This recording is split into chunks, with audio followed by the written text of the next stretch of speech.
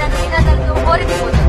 తక్షణమే సీఎంగా పార్టీ అధ్యక్షుడు మహాదేవయ్య మరికొద్దిసేపట్లో అధికారికంగా ప్రకటించనున్నారు. ఇప్పుడు మన ఎజెండాలో తర్వాత అంశం మన పార్టీ నాయకుడిని, అదే కాబోయే సీఎం ఎన్నుకోవడం.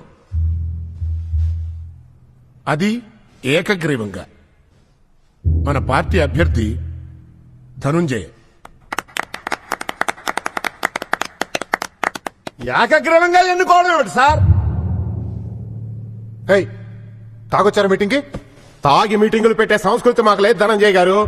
కొంచెం మర్యాదగా మాట్లాడండి ధనంజయ్ గారు. ఏం మాట్లాడుతున్నారు మీరు? ఇంకో క్యాండిడేట్ ఎవరున్నారు? మనం అన్నం తింటున్నావా గడ్డి తింటున్నావా? మన నాయకుడికి మనం ఇచ్చే గౌరవం ఇదా? వీళ్ళే సార్. ఇప్పటి వరకు సంజీవయ్య గారే మా సీఎం. ఆయన తర్వాత ఆయన కొడుకు అర్జున ప్రసాదే మా సీఎం. సీఎం అర్జున్ ప్రసాద్ జిందాబాద్. సీఎం అర్జున్ ప్రసాద్.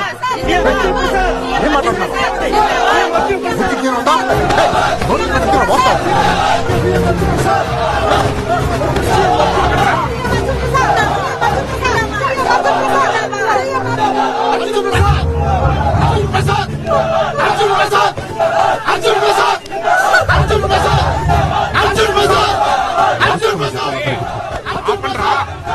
కూర్చోండిరా, కూర్చోండి, కూర్చోండిరా, ఆపండి ఆపండి, కూర్చోండిరా.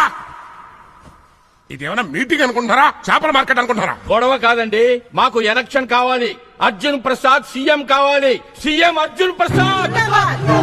అవునండి, మాకు ఎలక్షన్స్ కావాలి. అర్జున్ గారే పోటీ చేయాలి. సంజయ్ గారు దేవుడు సార్. ఆయన మీకు తమ్ముడు. ఈ ధనంజయ్కి చిన్న అన్న.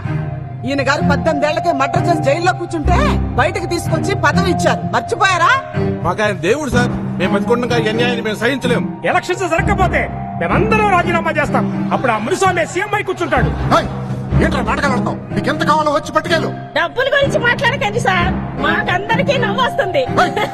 ఏం మాట్లాడుతున్నారు?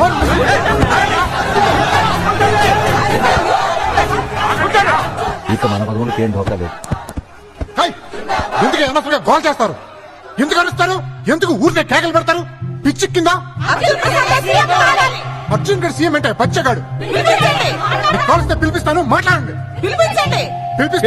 పిలిపిస్తున్నాం. రేపా మాప అమెరికా వెళ్ళిపోయాడు. అడికి రాజకీయాలంటే ఇంట్రెస్ట్ లేదు. అయినా మేమంతా ఒకటి. ఇది మా కుటుంబానికి సంబంధించిన విషయం. మీరు మధ్య రాజకీయాలు పెడతారు? ఒకసారి పిలిపించండి.